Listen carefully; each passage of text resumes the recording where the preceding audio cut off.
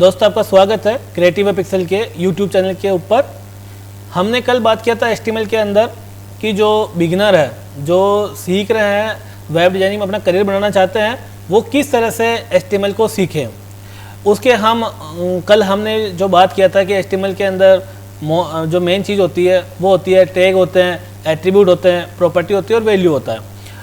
हमने कल उसके एग्जाम्पल भी देखे थे कि टैग कैसे बनता है, एट्रीब्यूट कैसे बनता है, कहाँ लगाया जाता है, प्रॉपर्टीज़ क्या होती है, वैल्यू क्या होती है, वैल्यू कौन सा किसका पार्ट है, भाई HTML का कौन सा पार्ट है और CSS का कौन सा पार्ट है।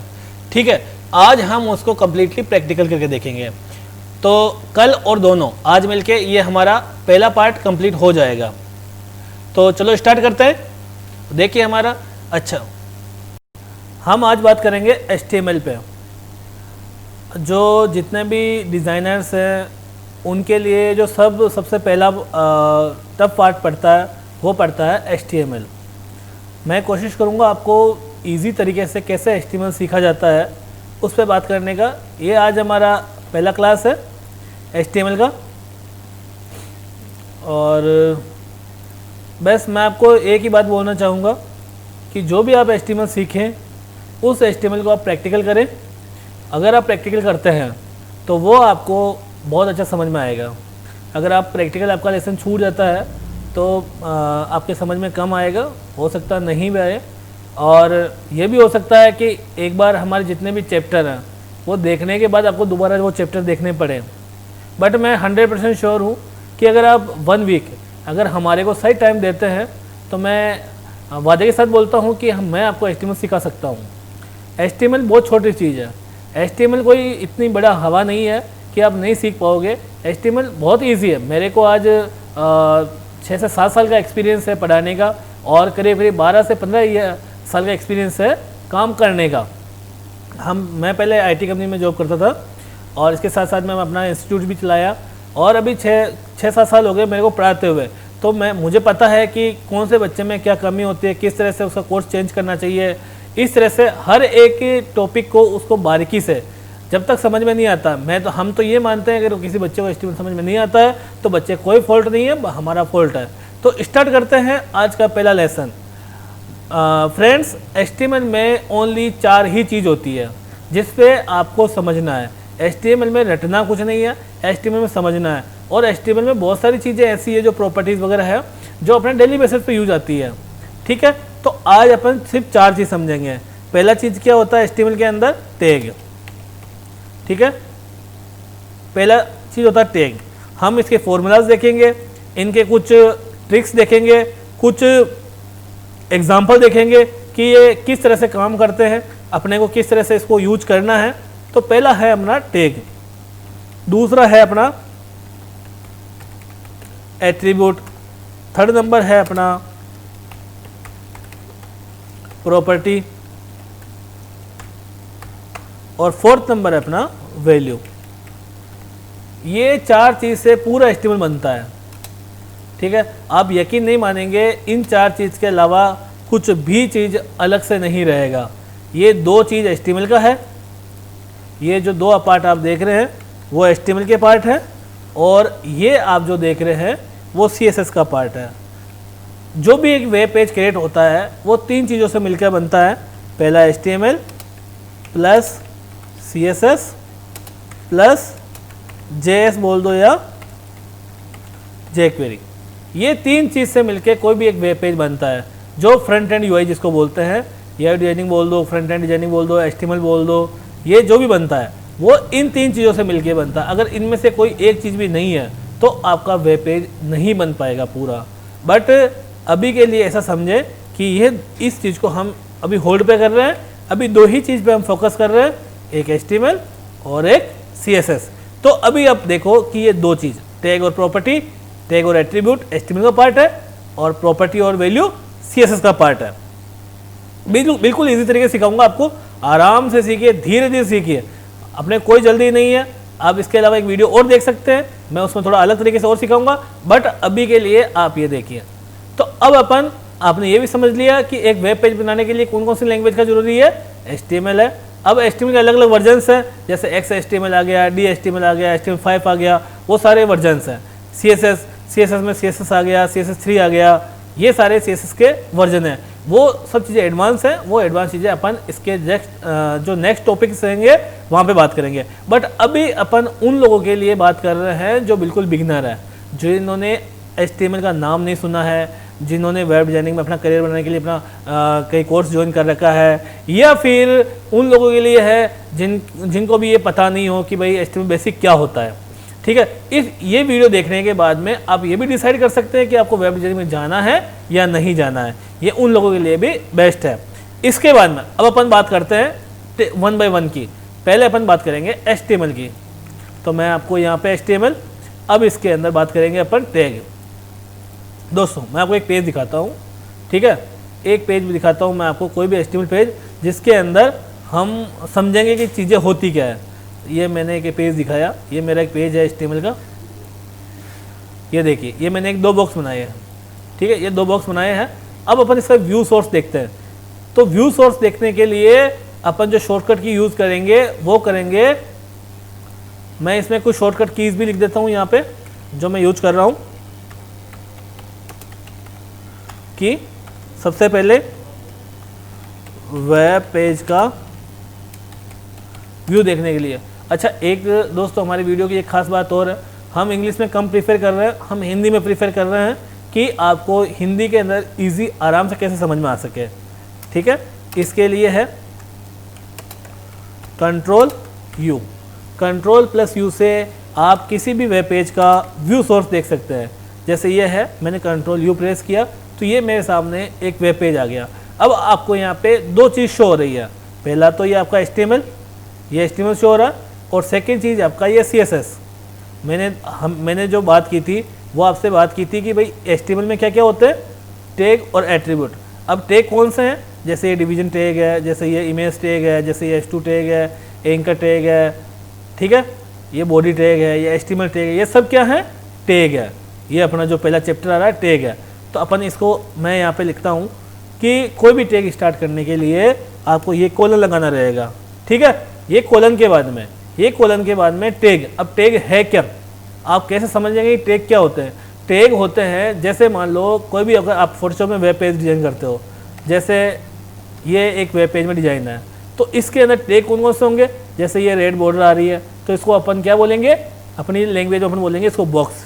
और बॉक्स को जो डिफाइन करता है वो करता है डिवीज़न टैग। ये हेडिंग है तो इसको अपन H2 में डिफाइन करेंगे। ये बटन टैग है तो इसको बटन टैग में लगाएंगे। जैसे ये इमेज है तो इसको इमेज टैग में लगाएंगे। ये टेक्स्ट है तो इसको पैराग्राफ में डालेंगे।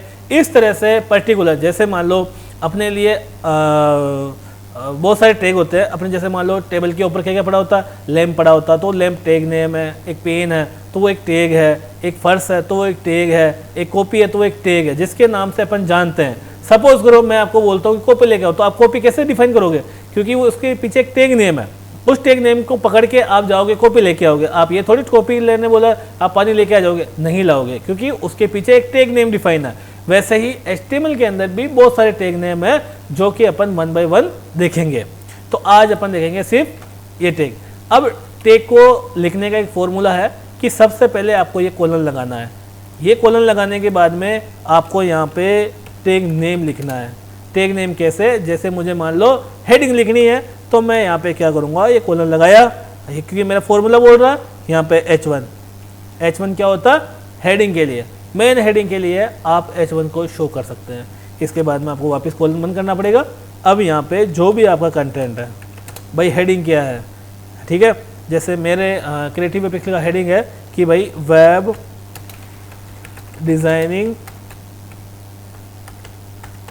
इंस्टीट्यूट, ये मेरे लिए एक हेडिंग है। ठीक है, अब इसके अंदर मैं वापस इसको क्लोजिंग करूँगा। तो अब ये टैग है, ये टैग का नेम हो गया। ठीक है, ये टैग का नेम होने के बाद में इसको क्लोजिंग किया।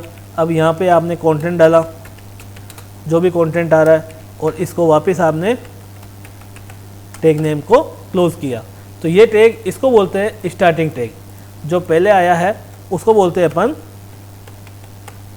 स्टार्टिंग टैग, और जो लास्ट है उसको बोलते हैं अपन closing tag. Closing tag clear है, इसको बोलेंगे क्लोजिंग टैग, इसको बोलेंगे स्टार्टिंग टैग। यहाँ पे ये कौन सा टैग हुआ, ये अपना स्टार्टिंग टैग हुआ। और ये कौन सा टैग हुआ, क्लोजिंग टैग हुआ। ऐसे ही अपन और लिख देंगे, जैसे मान लो P, अब यहाँ पे एक क्लोजिंग टैग लगाया। ये जब तक आप पूरा सेंटेंस नहीं लिखोगे, इसमें से अगर कुछ भी मिसिंग है तो आपको वो एरर शो करेगा, आपका पेज सही से नहीं बन पाएगा। तो हमेशा आपको स्टार्टिंग टैग और क्लोजिंग टैग लिखना ज़रूरी होता है, ठीक है। और यहाँ पे आप जो भी आपका कंटेंट डालना चाहें वो कंटेंट डाल सकते हैं। एक्चुअली मैं एक चीज़ और क्लियर करता हूँ कि HTML और CSS है क्या चीज़। HTML क्या है, HTML एक स्ट्रक्चर तैयार करता है, एक ढांचा तैयार करता है। जैसे आप अगर मकान बनाते हैं तो मकान बनाने के पहले आप क्या करते हैं, मकान बनाने के पहले आप जाते हैं आर्किटेक्चर के पास में और आर्किटेक्चर से आप अपना उसका नक्शा बनवाते हैं। वो नक्शा कैसे बनाता है, वो नक्शा किसी सॉफ्टवेयर बना सकता है, पेन कॉपी बना सकता है। जो पुराने जो कारीगर थे वो पेन कॉपी पे ही अपना पूरा स्ट्रक्चर बना के दे देते थे कि भाई तेरा यहाँ पे एक रूम होगा, यहाँ पे बेडरूम होगा, यहाँ पे ये होगा, यहाँ पे वो होगा, किचन होगा, हॉल होगा, बालकनी होगा, वो सारा उसी बना देते थे। तो वो आर्किटेक्चर है। आर्किटेक्चर के बाद में आपका स्ट्रक्चर तैयार होता है, वो है आपका HTML। स्ट्रक्चर तैयार हुआ, स्ट्रक्चर तैयार होने के बाद में फिर आप क्या करेंगे, उसमें कलर डालेंगे, उसमें अच्छे गेट लगवाएंगे, उसके अंदर सोफा लगवाएंगे, टीवी रखेंगे। तो जो डेकोरेशन वाला काम है वो काम होता है CSS का। अपनी एक देसी भाषा में अपना एक वैसे समझ सकते हैं, तो वो सारा काम होता है CSS का, ठीक है। तो वैसे ही अपना जो स्ट्रक्चर काम करेगा वो करेगा HTML, और अपना जो डेकोरेशन काम करेगा वो करेगा CSS, ठीक है। इसके बाद में ये P टैग लगाया। ऐसे ही बाद में मुझे बटन बनाना है, तो मैं क्या करूँगा, एक इसके अंदर बटन, ये बटन टैग लगाऊंगा, ये बटन टैग लगाया मैंने, और यहाँ पे जो भी बटन का नाम डाले सबमिट। तो इस तरह से ये सारे टैग हैं।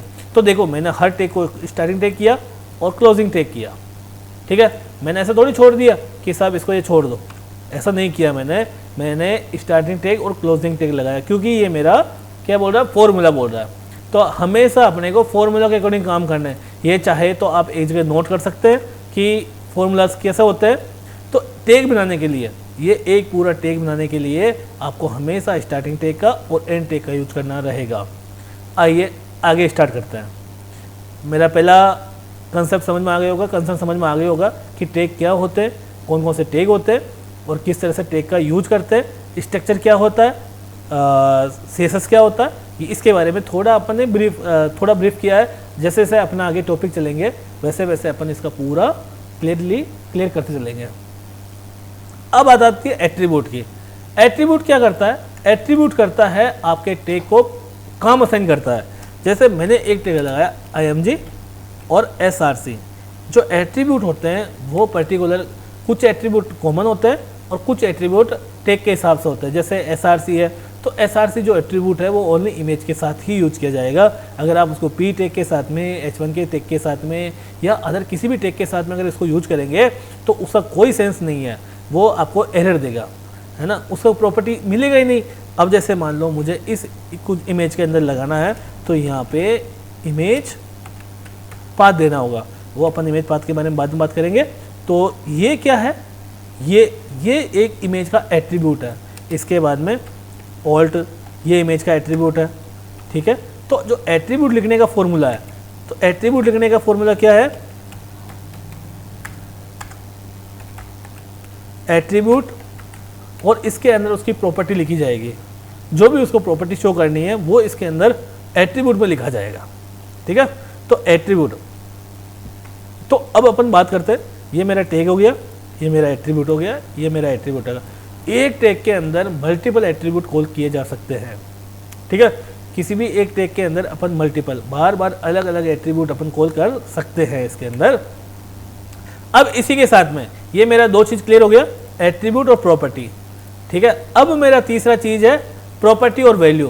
प्रॉपर्टी क्या होता है, प्रॉपर्टी होता है कि एक बॉक्स है, जैसे सपोज करो ये एक बॉक्स है, तो इसका विड्थ कितना है, इसका हाइट कितना है, इसका बॉर्डर का लेंथ, मोटाई कितना है, कलर क्या है, ये जो स्पेसिंग आ रहा है वो क्या है, ये बटन का गोलाई कितना आ रहा है, होवर पे क्या इफेक्ट आ रहा है, ये सारा जो प्रॉपर्टी रहता है वो प्रॉपर्टी के अंदर काउंट होता है। इस टाइप का जितना भी जो चीज़ रहता है जो एक अपने ऑब्जेक्ट पे कुछ कॉल हो रहा है, ठीक है। जैसे मुझे बॉर्डर क्या लगाना है, मुझे पेडिंग कितना देना है, मार्जिन कितना देना है, बैकग्राउंड कलर क्या देना है, फ़ॉन्ट साइज़ क्या देना है, फ़ॉन्ट कलर क्या देना है, इस टाइप का जितना भी चीज़ रहेगा वो सारा प्रॉपर्टी में काउंट होगा। और वैल्यू सिंपल है, वैल्यू अपने को कौन देता है, वैल्यू अपने को जहाँ से अपन डिजाइन करेंगे, चाहे वो कोरल हुआ, चाहे वो इलस्ट्रेटर हुआ, चाहे वो फोटोशॉप हुआ, चाहे वो एडोब एक्सडी हुआ, चाहे वो InDesign हुआ, इस टाइप के जितने भी अपन डिज़ाइनिंग के टूल्स हैं, डिज़ाइनिंग के सॉफ्टवेयर हैं, वो अपने को वैल्यू निकाल के देंगे। सपोज करो ये मेरा एक फोटोशॉप के अंदर बनाया हुआ कुछ टूल है, ठीक है।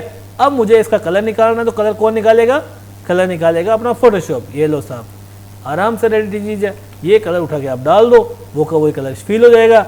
ये बॉक्स लगा दो, ये हेडिंग डाल दो, ये वो बटन बना दो। तो इस तरह से ये जो प्रॉपर्टी है वो प्रॉपर्टी आती है। उस प्रॉपर्टी को लिखने के लिए आपको प्रॉपर्टी ये कॉलन लगाना रहेगा और यहाँ पे वैल्यू लिखना रहेगा और ये क्लोजिंग, फिर नेक्स्ट प्रॉपर्टी, फिर वैल्यू, फिर नेक्स्ट प्रॉपर्टी, फिर वैल्यू। तो इस तरह से आप एक टैग में मल्टीपल एट्रीब्यूट लगा सकते हैं और मल्टीपल एट्रीब्यूट के अंदर मल्टीपल प्रॉपर्टी कॉल करा सकते हैं। तो आइए अपन देखते हैं अपना पूरा सेंटेंस कैसे हुआ। सबसे पहले मैं टैग नेम के बाद में एट्रीब्यूट, इसके बाद में प्रॉपर्टी और उसके बाद में वैल्यू, फिर वापस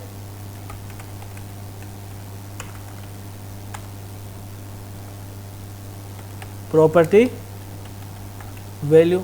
इस तरह से आप प्रॉपर्टी वापस ये क्लोजिंग, ये कंटेंट आ गया और यहाँ पे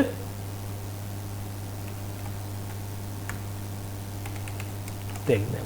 तो ये एक मेरा पूरा सेंटेंस हो गया कि मैंने स्टार्टिंग से लेके एंड तक मैं कैसे लिखा। तो ये मेरा एक पूरा सेंटेंस है जिसके अंदर आपका टैग भी आ गया, एट्रीब्यूट आ गया, प्रॉपर्टी आ गया, वैल्यू आ गया। अब मैं इसको लिखता हूँ जैसे H1, ठीक है। अब मैं इसके अंदर लिखूँगा स्टाइल, ये मेरे लिए एक एट्रीब्यूट है। इसके बाद में मैं इसमें लिखूँगा जैसे फॉन्ट साइज 12 पिक्सल, ठीक है, कलर रेड,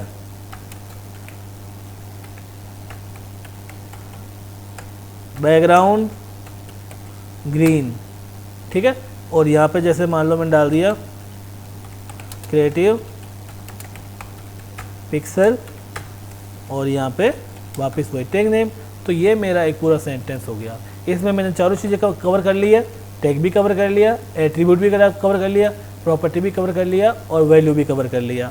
अब अपना जो नेक्स्ट वीडियो रहेगा वो रहेगा इनको अपन कैसे प्रैक्टिकल करें इसके लिए, ठीक है। तो आप ज़रूर कमेंट बॉक्स में बताइएगा कि मेरा वीडियो कैसा लगा।